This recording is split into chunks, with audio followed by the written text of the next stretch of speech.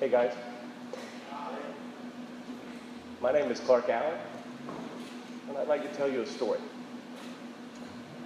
There was this guy, and he had a great idea for a business. He'd always dreamed of doing something remarkable. I kind of get the door to hold. He'd always dreamed of doing something remarkable. After college graduation, he moved to Dallas, Texas, and he took a job at a prominent hotel selling meeting and event space. But he found himself doing so much more. He actually helped his clients create these fantastic events by partnering with companies that would use lights and sounds, entertainment, decor, cuisine. He was rewarded by gifts, riding around in limousines all over town to the finest restaurants, floor seats at the Dallas Mavericks games. Life was great. He realized he was making crazy amounts of money for someone else. He thought, why doesn't he take those talents and those ideas and move to his home and start his own company and make those money? So he moved home. He started an event planning and production company, and everything started to come together. It started to fall in line, just as he had dreamed. Thing was, as it started to come together, everything he touched turned to gold. His company had meteoric success. It quickly became a multi-million-dollar company.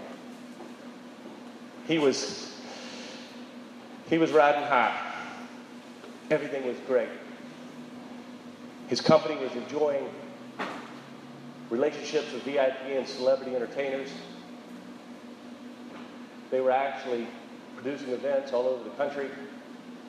They were doing everything that you would possibly imagine in the first couple years of a business. His company was about innovation and creativity and vision. The environment was just contagious. People were having such a good time. And all of it was from a dream. All of it was from an idea that he had in his head. He lived in a very desirable, affluent neighborhood. He drove a gorgeous black Mercedes. His kids went to the best private schools. He had a beautiful wife who had an amazing career. And together they could go anywhere and do anything that they wanted to do. Until everything that he'd ever worked for that seemed so perfect fell apart right before his eyes. Yeah, you probably guessed it. That was me. Everything that I'd worked for had collapsed.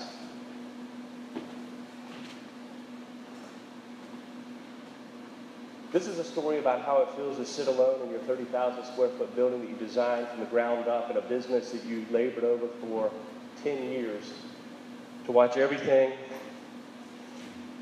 collapse. We had no staff. I had no pending projects. I had a disintegrating marriage. I really had no hope. You might be sitting there asking me, how did all that happen? The truth be told, there were several reasons for this. I like to blame the economy. I like to blame my ex-wife. I like to blame my competition. I like to blame the city I did business in. Truth be told, the only person I could blame was me. It was my fault. You see, the 2008 recession hit the events business particularly hard. Lavish events were seen as frivolous when people were losing their jobs and so many people were out of work. Our phone stopped overnight. We went from a $7 million company to zero, just like that. I was also unable to trust my staff. I was unable to trust my wife. I competed with everybody in the industry to be the best. I was determined to live up to an identity that I had created. Because that was what it was about. I just recently published a book called The Inevitable Box. It took me 5 years to write. When I started writing it, I thought the box was my business. It was the plight of the entrepreneur. But as I wrote, and I actually looked deep inside, the box was my identity. It was trying to live up to something that I was supposed to be, or I believed I could be. My behavior at this point certainly didn't help me win friends and influence people. I wasn't up for Man of the Year. All I wanted to be was the best. And I was going to do anything and everything to be the best. It's interesting, though. It's hard for me to sit here and tell you this day. This was a blessing. I lost everything. I lost my marriage. I lost my business. I lost friends. I lost my wealth. And within that loss came this beautiful gift. This gift of silence. This gift to actually look inside myself. To stop for a minute. As we write in the book, it actually stilled the chaos. We were so busy, we were doing 320 events a year. There's only 365 days in a year. We were taking everything we could just to be and to try to be the biggest, and to be the best, and to take more and more and more. My identity at this point, my sense of self was in crisis. When I looked in the mirror, I didn't really like the guy that looked back. I didn't have a purpose. At this time, I didn't know what my true identity was. Have you ever asked yourself, who am I? Who am I really? Who do I want to be? Maybe you've taken on the identity that others have given you. One of my earliest memories was when I was 6 years old. I remember standing in our dining room window. I come from a large family. My brothers would pile in the car with my dad, and they'd take off to run errands. And I would sit there, staring out the window, wishing so bad that I'd been invited to go. My mom would say, "Clarke, just ask if you can go too." I never did. I wanted to be asked. I wanted to be invited. I wanted to be included. It's interesting. I don't tell you this story. It's sort of a sad story of a wounded soul. But I think it's really important on how I found myself in that building all by myself. You see, because at that time I developed an attitude of, I don't need your invitation. I'll do it myself. I'll do it all by myself. I realized that my ego and my drive for significance and believing that I could do it myself contributed to my business and personal problems. By not asking for help and not empowering the people on my staff, I allowed negative characteristics in my personality to build up some pretty high walls in my box. And I realized I didn't like it, and I wanted out. Be careful of your ego. You know, it's funny, I use the word ego in our culture. Ego sometimes has a negative connotation. It's not always negative, but in this story it certainly was, because I was driven for power. I was driven for profit. I was driven for recognition. Instead of being driven for what I should have been driven for, and what we're driven for now, and that's passion and purpose and the pursuit of a legacy. The box I had created wasn't in line with who I wanted to be. It wasn't in line with the little boy that was sitting there at 6 years old that had these illusions of grandeur of what he wanted to do and what he wanted to accomplish on this planet. You know, it's interesting. Instead of doing what I did really well, which is designing, selling, interacting with clients, engaging new customers, I tried to do it all. As the owner of a business, I couldn't not have the answer. I had to have all the answers because I felt that that was my role as the owner of the company, because I had to have the answers. I had to prove to everybody else that I was worthy. It was unacceptable not to have the answers. Unsure of my real strengths and passions, not really identifying or being intentional with where I wanted to go and what I had to do, I did it all. I know better today. Do you know what your strengths are? As you sit there, can you identify your talents? Do you have a burning desire? A strong curiosity of something? Something that you're really, really good at or passionate about? I would ask you to do that. Because no one is good at everything. And boy, I'm proof of that. I like to call it staying in your lane. Identify what your highest value role is and stay in your lane. I really love what we do today. I get to design experiences, unique events all over the country, unique projects. I have a phenomenal team that does remarkable work for me. Now they have my back because I honor what they do for me and I stay out of their way. What I like doing most is I like teaching. I am a teacher. I ask you to not let another person, I ask you to not let a circumstance, a past hurt, or a convenient situation dictate who you're going to be. Don't do something outside of your best skill set. Don't do something just because somebody told you to, or because somebody said you might make a lot of money, or that it's a popular career.